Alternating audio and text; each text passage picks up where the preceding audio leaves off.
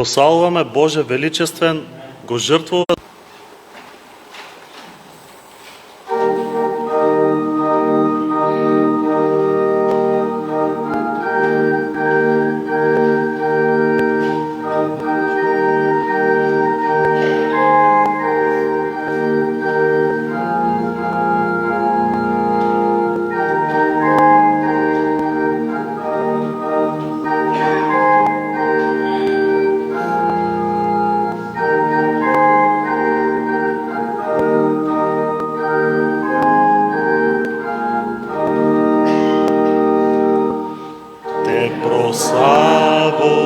Прославуваме Боже величествен, го жртвува за нас Синот возлюбен. Алелуја, Тебе слава, алелуја, амин. Алелуја, Тебе слава, поднебесеши. Те прославуваме, Свети Душе во нас, го објави за нас Спасителот наш. Алелуја, Тебе слава, алелуја, амин. Алелуја, Тебе слава, поднебесеши. Те прославуваме,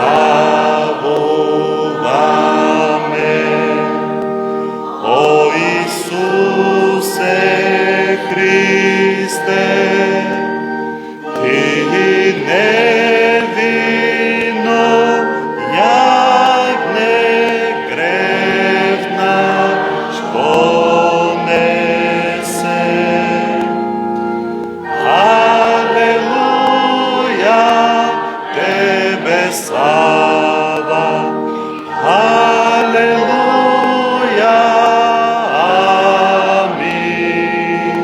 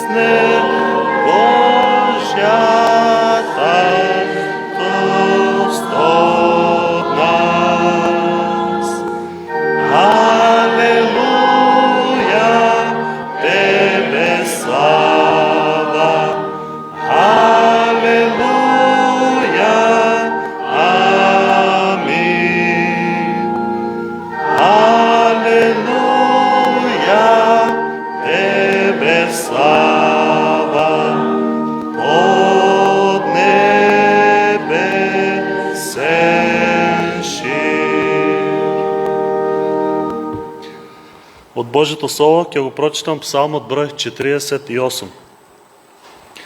Господ е величествен, предостоен за фала во градот на нашиот Бог, неговата света гора. Величествениот рид е радост на целата земја. Планината Сион на крајниот север е град на великиот цар. Бог во незините дворци се покажа како цврста тврдина. Зашто ете, царевите се сложија, нападнаа заеднички. Штом видоа се зачудија, избунети почнаа да бегаат. Таму ги опфати трепет како болки на родилка, како кога источниот ветер ги крши тарсиските бродови. Што чухме, сега гледаме. Градот на Господа на воинствата, градот на нашиот Бог, Бог го зацврстува довека.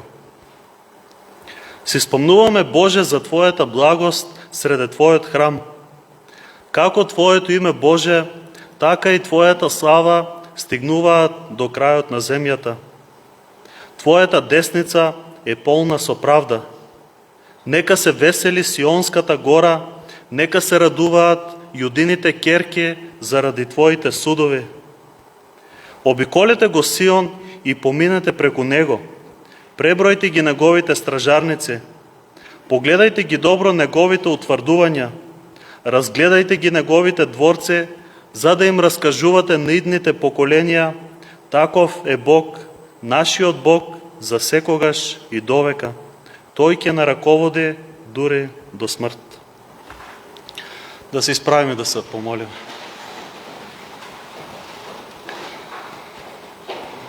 Пеевме, Господи Боже, алелуја, слава на Тебе, зашто Ти си достоен и во ово ново утро, и во овој нов ден кој што Ти ни го подаруваш, единствено, Господи, на Тебе да ја дадеме целата слава. Не нам, Господи, не на луѓето, туку ние сме створени да отдаваме славата на Тебе, Господи. Бидејќи Ти си над нас, Ти си возвишен, Ти си Господарот на сите господари, Ти си Бог на сите други некакви богови лажни. И нема друг, туку Ти си единствениот вистински Господ Бог, кој што слезе од небото, дојде на земјата, Господи, стана човек како нас, за да можеш да го понесеш гревот наш на Твоето тело таму на крстот и да ја платиш цената за нашето спасение. И не само на крстот што умре, туку Ти, Господи Исусе, и воскресна од мртвите. И не само што воскресна, туку Ти се вознесе повторно на небесата и сега седиш од десната страна на Бога Отецот и се застапуваш, Господи, за Твојата црква, за секој кој што го повикува Твоето свето име. И во Твоето застапништво, Господи, Ти ни го праќаш Твојот свет дух да не води, да не утешува, да не советува, да биде нашиот адвокат, застапник, Господи, пред Тебе. Да научи на мудрост во длабочините на душата наша, Господи, во длабочините на нашето срце, на нашето битие. Ти ни зборуваш понекогаш тивко, но можеме да го разпознаеме Твојот глас, Господи, бидејќи Твоето Слово, Твоето пишано Слово не учи на Твојата света волја. И се што правиме, Господи, повикани сме да го правиме за Твоја слава. Повикани сме, Господи, да го обновуваме нашиот ум секојдневно, да отстрануваме од нашите мисли тоа што не Ти е угодно на Тебе, Господи, и да се приближуваме се повеќе спрема Тебе, да го обновуваме умот со тоа што ќе знаеме што е Твојата света и совршена Божја волја.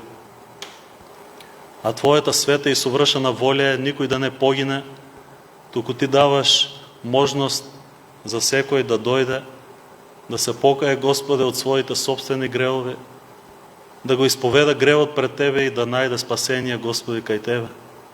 Тоа е Твојата света волја, за тоа Ти дојде, Господи. Ти го бараш секој изгубено чедо, Господи. Ти ги повикуваш Твоите. Ја повикуваш и ово утро Твојата црква, Господи, да биде светило за Тебе, да биде сол на оваа земја, во овој свет кој што пропаѓа, Господи, во канџите на гревот, заробен длабоко, Господи, во темнината и не знае светот на каде оди. Но Ти благодариме, Господи, што преку Твојата светлина и Твоето Слово Ние знаеме кој си Ти, Господи, знаеме што имаш Ти направено за нас, знаеме, Господи, каде си сега во Твоите небеса и очекуваме, Господи, повторно Твоето доаѓање, како што писмата ни зборуваат. Дојди, Господи Исусе, повторно. Дојди, Господи, во нашите срца, во нашите животи. Очисти ги, Господи, и нашите срца. Опрости ги, Господи, и нашите гревови.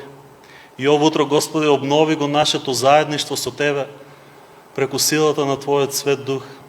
Биди помеѓу нас во наша средина.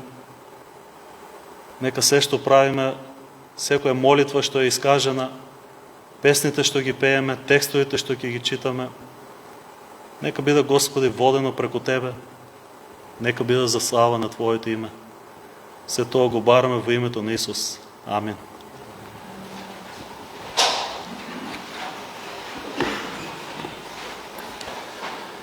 Ќе испееме песната број 246.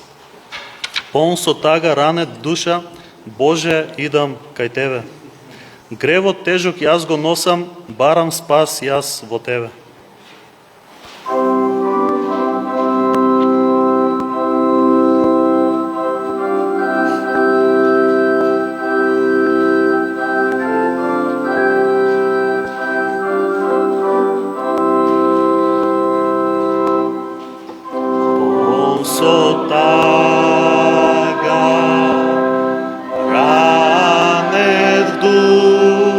Душа, Боже,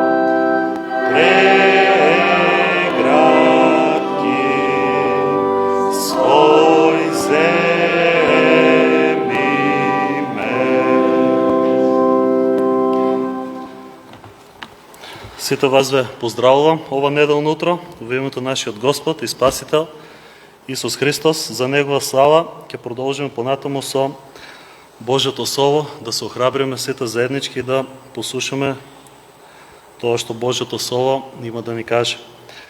За таа цел ќе прочитам од посланието на Јаков, 5 глава, од 7 стих па се до крајот на главата или до 20 стих. Таму е запишено следното: И така, бидете трпеливи, браќа, до Господовото доаѓање. Ете, земјоделецот го чека скапоцениот род од земјата, чека трпеливо додека не го прими раниот и доцниот дожд. Чекајте трпеливо и вие, зацврстете ги своите срца, зашто е близу Господовото доаѓање. Не воздивнувајте, браќа, еден против друг, за да не бидете осудени. Ете, судијата стои пред вратата.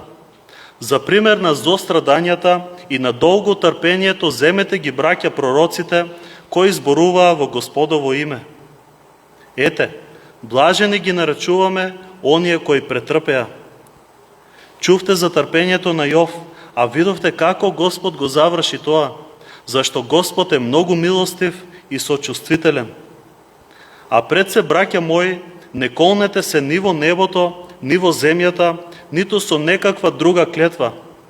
Вашето да биде да, а вашето не, за да не паднете под суд. Страда ли некој меѓу вас, нека се моли, весел ли е некој, нека го фали Бога. Боледува ли некој меѓу вас, нека ги повика старешините на црквата, и тие нека се помолат над него, и нека го помажат со масло во името на Господа. И молитвата на вера ќе го спаси болниот, и Господ ќе го крене. И ако направил гревови, ќе му бидат простени. И така, исповедајте си ги гревовите еден на друг и молете се еден за друг, за да оздравите. Делотворната молитва на праведникот има голема сила. Илија беше човек по природа ист како и ние, и се помоли со молитва да нема дожд, и не падна дожд на земјата 3 години и 6 месеци. И пак се помоли, па небото даде дожд, и земјата го произведе својот плод. Браќа мои, ако некој се отклони од вистината и некој го поврати, нека знае дека оној кој ќе го врати грешникот од неговиот заблуден пат, ќе ја спаси неговата душа од смрт и ќе покрие мноштво на гревови. Божјото Слово секогаш има некои длабоки вистини кои што ни ги упатува кон нас, а преку посредството на Светиот Дух, Божјото Слово, односно Бог знае во кое време, во каква ситуација се наоѓаме и знае какво Слово да ни испрати. Тоа често се случува и кога ние самите го проучуваме и читаме од Божјото Слово во нашето време кое го посветуваме на Бога, кое го посветуваме на молитва, на размислување, на читање на Божјото Слово. И тие се едни од начините како Бог делува во нашиот живот, како научи на мудрост, кога ние си го зиваме нашето време, кога ние се фокусираме, се концентрираме на Божјото Слово, и тогаш може да очекуваме дека Бог на вистина и ни зборува на нашите срца. Бидејќи Словото Господово не е дадено напразно на човечкиот род. И Словото Господово е како дожд и како снегот кој што паѓа од небесата, паѓа на земјата, знае каде да падне и го произведува својот плод, земјата ќе го даде скапоцениот плод во право време. Така и нашите срца се споредуват со една почва, се споредуват со една земја и зависи ние колку ја обработуваме нашата почва. Зависи нашето срце колку е спремно да ние го примеме Божиот благослов, кој што доаѓа преку Неговото Слово. Бидејќи Бог не остава ние да бидеме во незнаење, не остава ние да бидеме во неизвестност, неупатени и да бидеме вон од вистината, а ако бидеме надвор од вистината, тогаш ние ќе се најдеме во лагата. А Бог не е Бог на лагата, туку нити пак е Бог на темнината. Бог е светлина и во Него нема никаква темнина. Христос им рече на неговите ученици: "Јас сум светлината на светот. И град кој што лежи на високо нема како да се скрие ако има светлина во самиот себе. И нити пак се запалува светилка и се става под покривало, за да не се гледа, туку целта на светлината е да ја осветла просторијата или местото каде што се наоѓа." На друго место Христос им вели на неговите: "И сега вие сте светлината на светот." И кога човекот дозволува да биде просветлен од Бога, од таа светлина која што доаѓа од Христос, од неговото свето присуство, тогаш и ние постануваме дел од него. И ние ја продолжуваме или нашиот живот може да свети. Ние на некаков начин ја одразуваме или ја одбиваме светлината, за да може во овој грешен и темен свет да светиме и да ја покажуваме вистинската надеж. Пеевме во песната 246 број: "Од тој бурен свет ја сега бегам." Што може друго да очекуваме од овој свет кој што е западнат во зло, во грев и не знае кон каде оди? Можеме ли ние некакво добро да очекуваме од светот во кој што живееме? И тоа е извртено добро кој што светот ни го нуди и ни го дава. Тоа е привремено, краткотрајно, кусогледо, во еден момент е добро, а веќе во наредниот момент тоа добро си го открива своето право лице, односно тоа е злото. Од каде ние сега можеме во овој свет да очекуваме вистинско и совршено добро? За жал нема во светот во кој што живееме. Единственото добро се наоѓа во Божјото царство, кое што ние како верници се молиме во Христовата молитва: "Да дојде Твоето царство и да биде Твојата волја." И тоа ни е единствената надеж која ние ја имаме. Може би има и таков пример, може би има и таков некој човек кој што изгубил се во овој свет. И ние може да си кажеме: греota на тој човек му останува само Господ. Камо ли само Господ да ни остане во нашиот живот? Камо ли да бидеме ослободени од се друго што не врзува да ја исполнуваме Господовата волја во нашиот живот? И тогаш ние, бидувајќи сиромашни, стануваме богати. И обратно. Ако сме богати во овој свет, Христовото Евангелие не осиромашува, за да видиме нашата права состојба пред Него.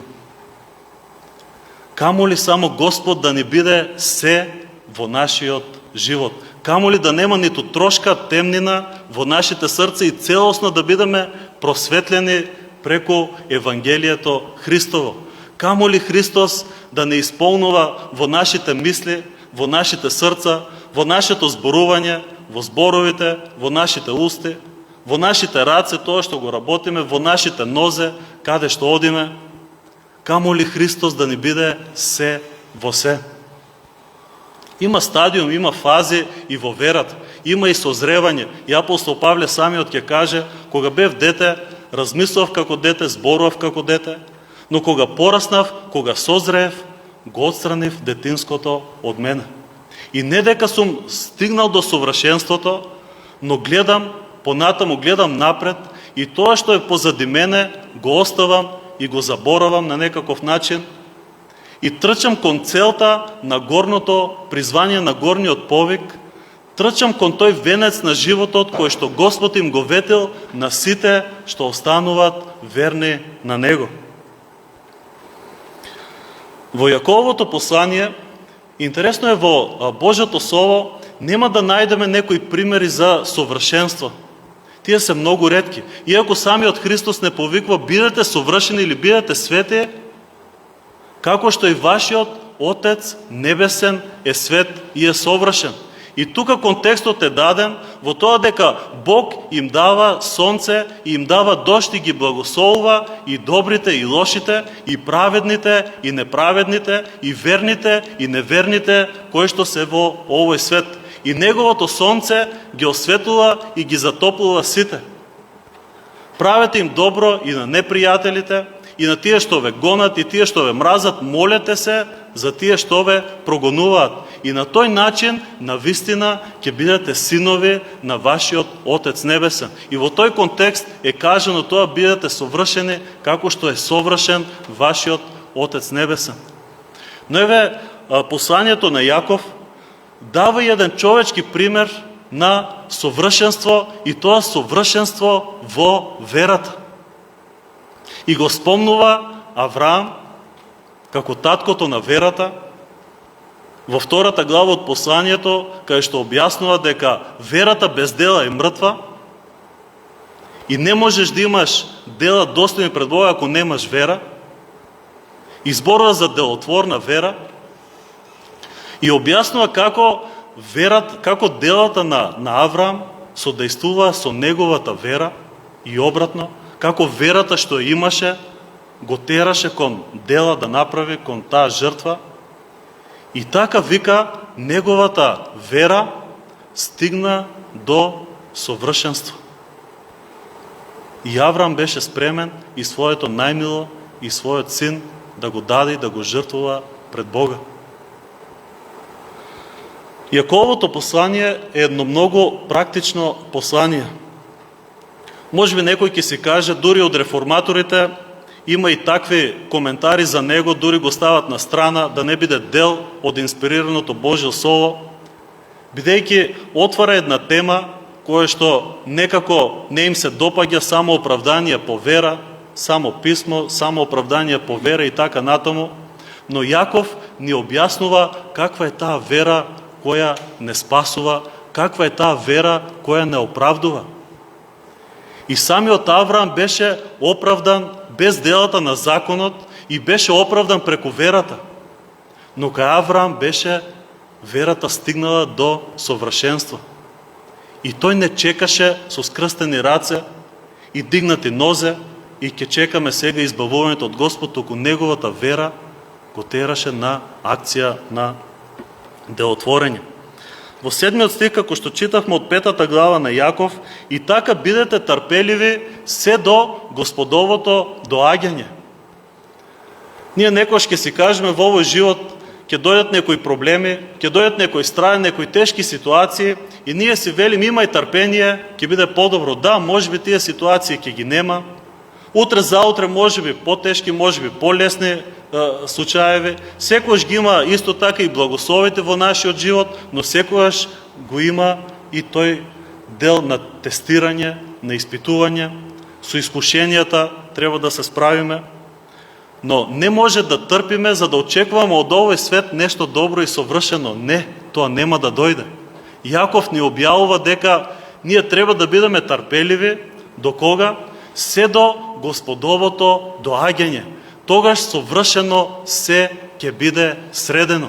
Кога Божјото царство ќе дојде и ќе го воспостави своето владење на целиот свет. До тогаш ние сме повикани да имаме трпение во нас самите. И тоа не е спринт.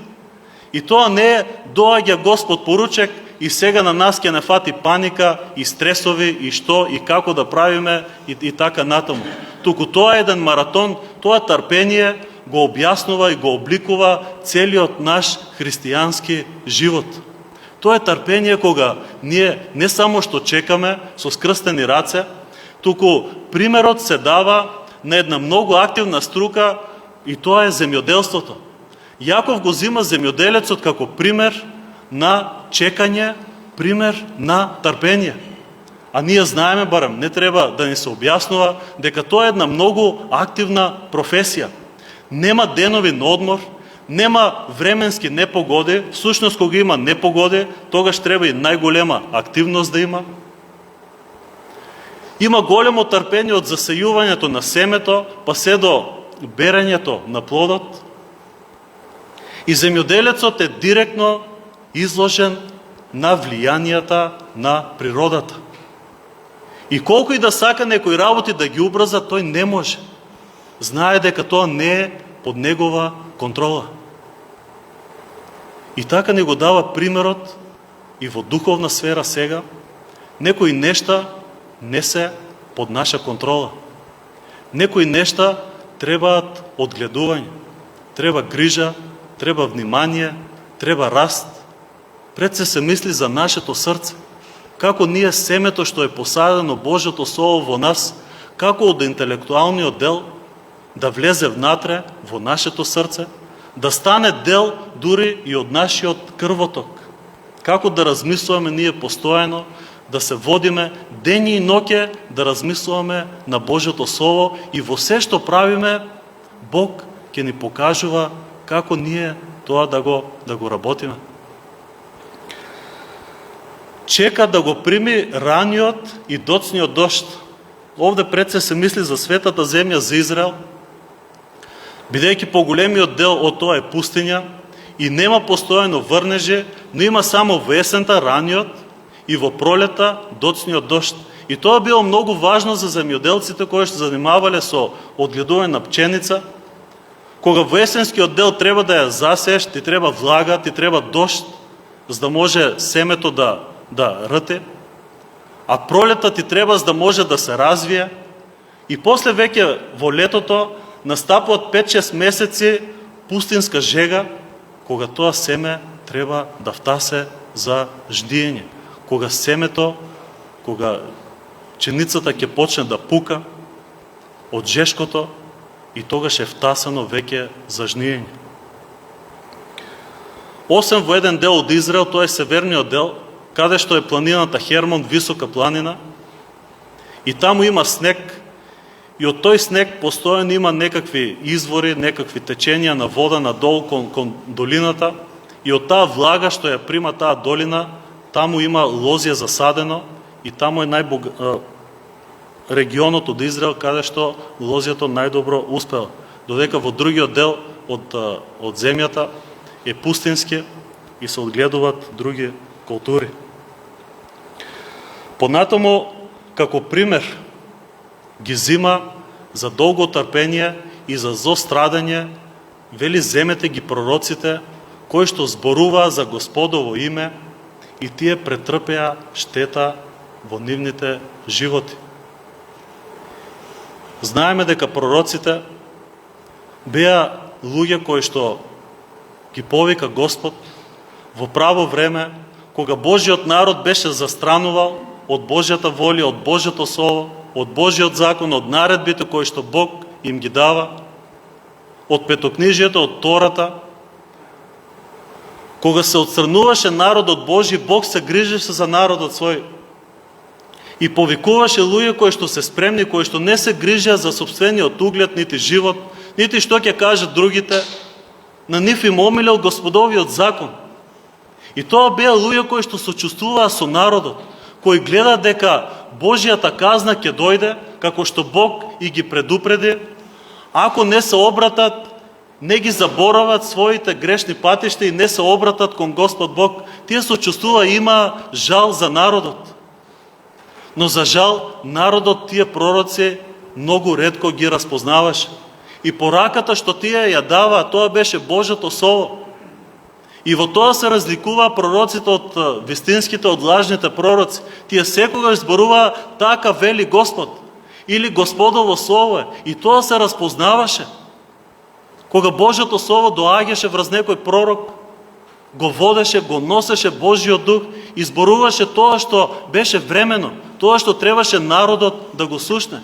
Точно за тој период, точно за тоа место, понекогаш и за индивидуалци, понекогаш за цело општество, цели градови и така натаму. И секогаш нивната порака беше прифаќања за жал од малцинството, од помалиот дел од народот, додека мнозинството си тераа по своите грешни патишта. Спомнате и примерот на Јов. Земете кога го и Јов како пример на долго трпение и на страдање.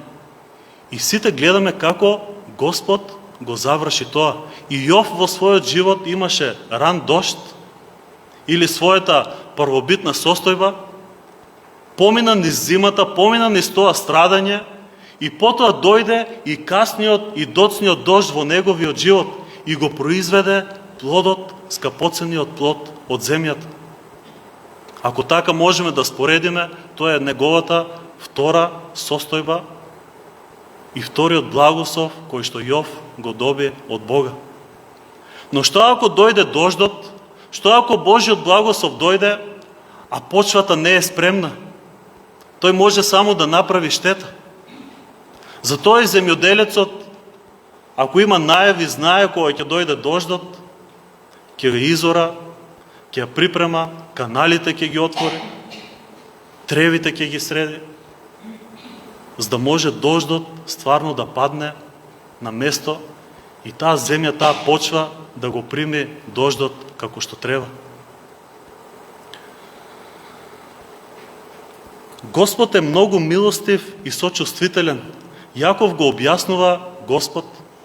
И знаеме дека Јаков доаѓа брат на Господ Исус Христос, како полубрат, и тој е дел и од неговото телесно семејство.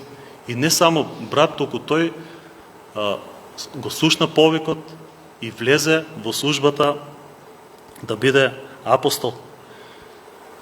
И тој многу добро го познава и го знае својот брат. И вели Господ е многу милостив и сочувствителен. И Господ ни дава доволно време за секој да се осознае каде се наоѓа, на што се надава, во што стои, што е неговата тврдина, кон што се крие. И вели е долго трпелив. Во второто Петрово послание, кога апостол Петар зборува и пишува против тие што велат дека нема ништо сменето, од како си е созданието, од како умреа татковците, патриарсите, нема ништо сменето.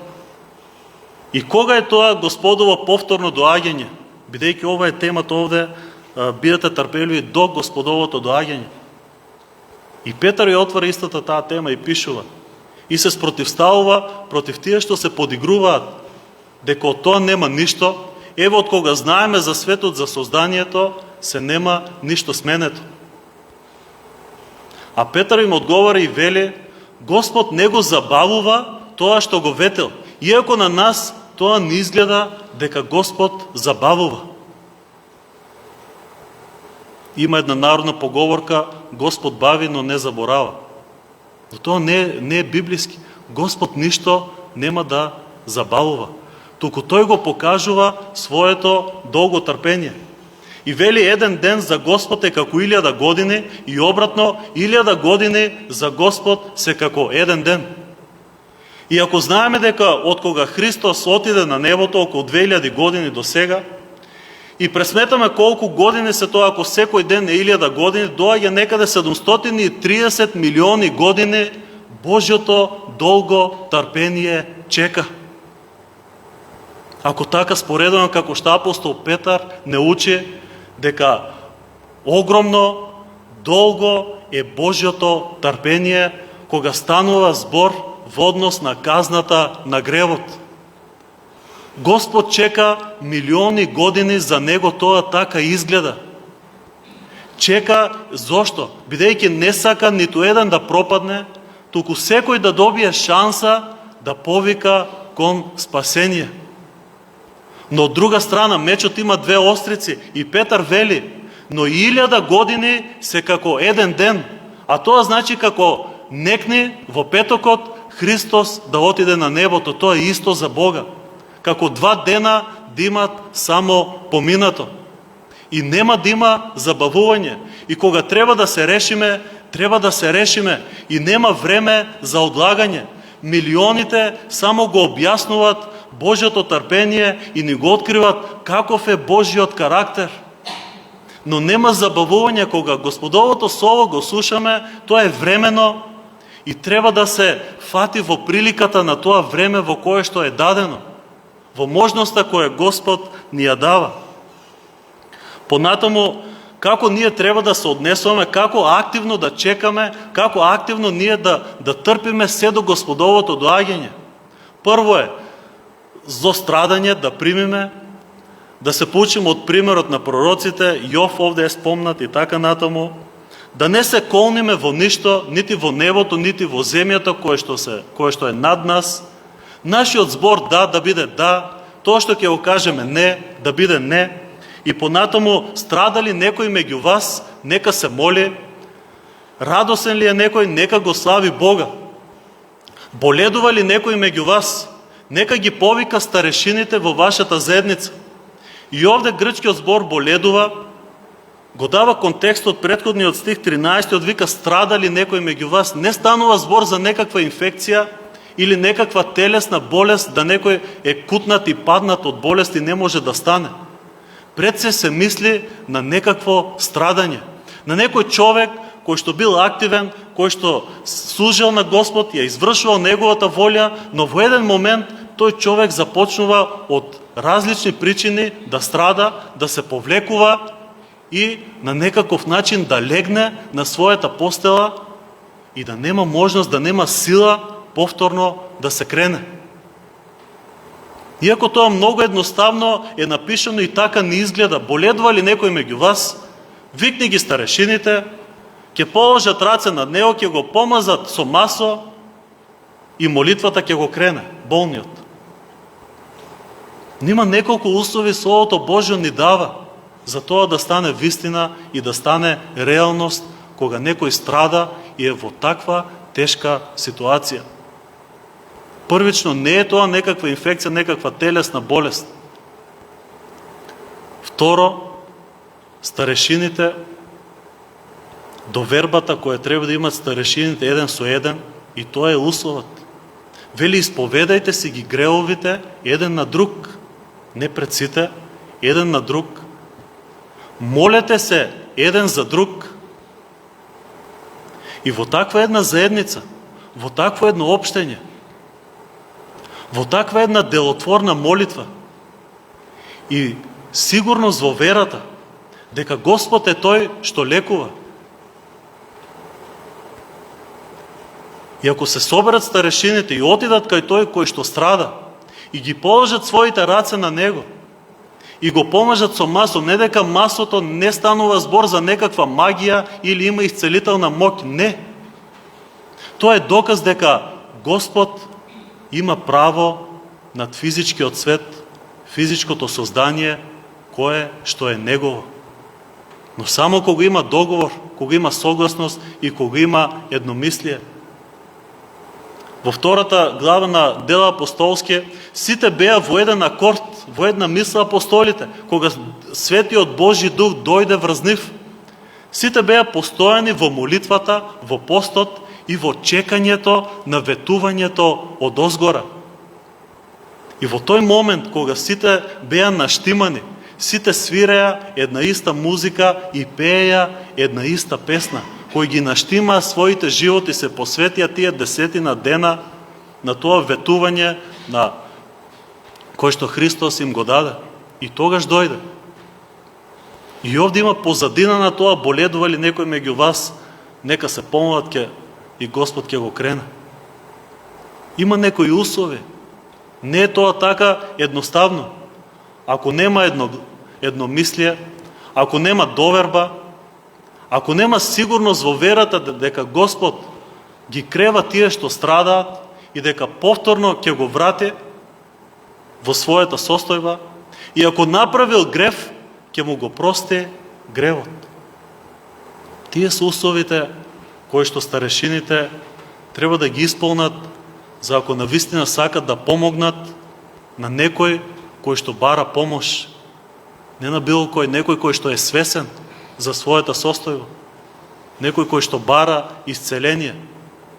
Болно срце лекуваш ти, пеевме во песната, да. И нашето, и моето, и твоето срце може би се болни. Но Господ е тој кој што ги допира нашите срца. И ако е тешка ситуацијата, може да повикаш помош од браќата и од сестрите. И тоа Господ ни го дава. Ни го дава како можност, Господово слово е. Испоредува со пророк Илија, вели, и Илија беше човек исти како нас, со ништо не се разликуваше. И тој се помоли и немаше дожд на земјата 3,5 години. И Илија тоа не си го измисли само од себе. Во второ законие, во 11 глава, 16-17 стих па натаму, вели, ако не го послушате моето слово, Бог им му вели на својот народ, јас ќе го затворам небото и нема да паѓа дожд на земјата. И Илија служеше во денот на царот Ахав, кој што цар ги надмина со зосторство сите претходни цареви кои што беа пред него. Полош и најлош кога дојде тој да владее, и Илија му се спротивстави, а човек кој што беше израснат во планината, но го слушна Божиот повик, неуредно можеби облечен се дојде пред царот во неговата палата, во раскошната облека која што имаше пред неговите слуги, пред идолите кои што беа закачени над зидот, бидејќи тие воведоа незнабожечки идоли, и го вртеа народот од вистинскиот Бог Јахве кон другите незнабожечки народи, другите лажни божества што незнабожечките народи ги донесоа во Израел. И таму тој стоеше пред Ахав и му рече: нема да има дожд, бидејќи се одвративте од Божиот закон. На некаков начин пророк Илија се повика на Божјото слово: Боже, па нели гледаш дека целиот народ нема ниту еден кој што ја исполнува Твојата воля и не се грижи за Твојот закон и за Твоето слово? Барем Ти, Боже, остани верен на тоа што го имаш кажано. И Бог остана верен. Божјото слово нема да се врати на празно, туку ќе го исполни тоа за што е исполнето. И Бог си остана верен на своето слово, дури кога ние не сме. И немаше дожд. Илија беше најбараниот човек во Израел. Бара да го убијат, бидејќи го уништува. Со економски непогоди, со суша. Стоката ќе изумре. Производството ќе намали. Толку многу Илија го сакаше Божиот народ, што тој се повика на Божиото слово Бог да донесе такво страдање со цел да ги одврати срцата нивни од грешните патишта и да се обрати кон Бога. И потоа кога пак се помоли, пак дојде дождот.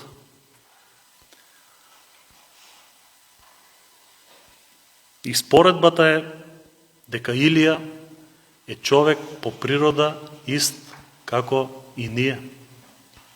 И ние можеме да се повикуваме на Божјото слово. Да се повикуваме на тоа кога некој има потреба, да се повикуваме на молитва, на делотворната молитва, молитва на вера, и ќе го спаси болниот и Господ ќе го крене. И понатаму завршува главата 19 стих и 20: браќа мои, ако некој се отклони од вистината, нека знае дека тој што ќе го врати, ќе му ја спаси душата од смрт. Тие се неколкуте нешта кои што ние треба да ги правиме, се додека трпеливо го чекаме повторното Господово доаѓање. И во 24 глава од Матеј, 25 глава, кога апостолите го прашаа на Христос кој ќе биде знакот на Твоето повторно доаѓање, Христос им даде некакви насоки за знаците на времето, земјотреси, војни, глад, помор и така натаму, и дека Евангелието за Божјото царство ќе биде проповедано на сите народи. И после тоа ги насочи кон некаква активност. Не е ваше вие тоа да го разбирате до крај, туку што е ваше. И потоа им ги кажа споредбите за 10 девици, 5 мудри и 5 неразумни, кои што едните има масо во своите садови за светилниците, а другите нема. Споредбата за талантите, на првиот му даде 5, на вториот 2 и на третиот 1 талант. Божиот благослов е тоа кој што Бог ни го дал и што ние правиме со тие дарови кои што Бог ни ги дал. И на тоа Христос и нас денес не насочува. Не да откриваме знаците и времињата, Да, откриени со Словото Божие тоа што треба да го знаем, дека прво треба да дојде синот на беззаконието да се открие, па после тоа ќе дојде и Христос.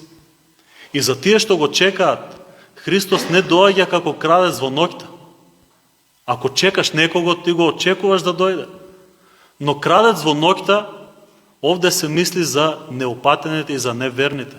Нив Господовото доаѓање ќе ги снајде како крадец во ноќта.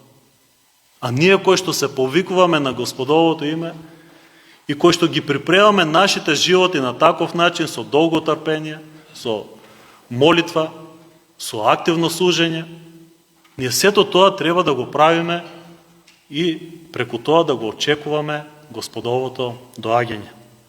Нека да станеме и да се помолиме.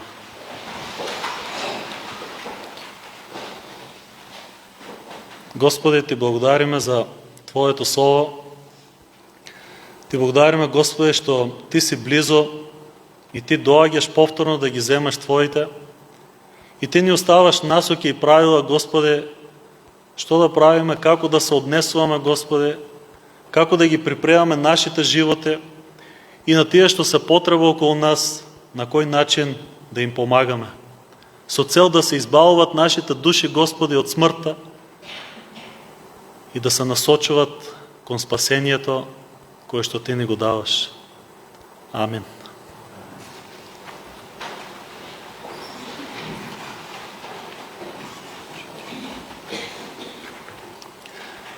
Ќе испееме сега песната број 154.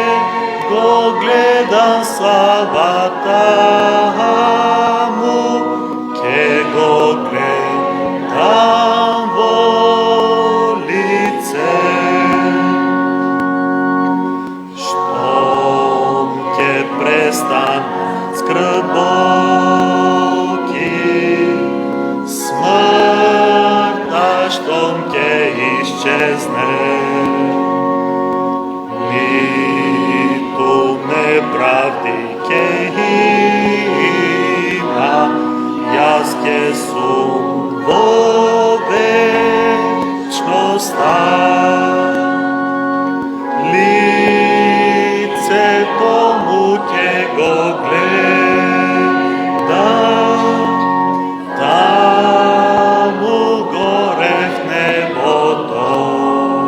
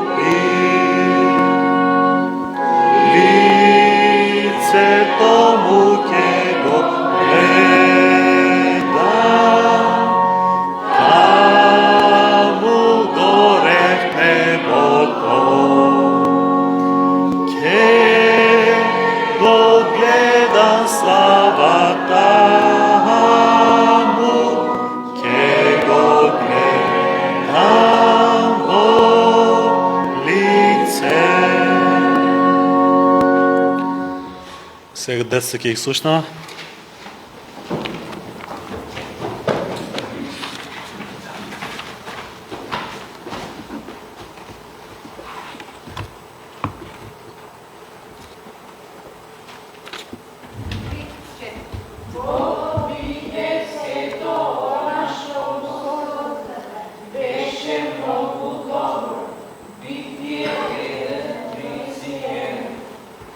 Браво.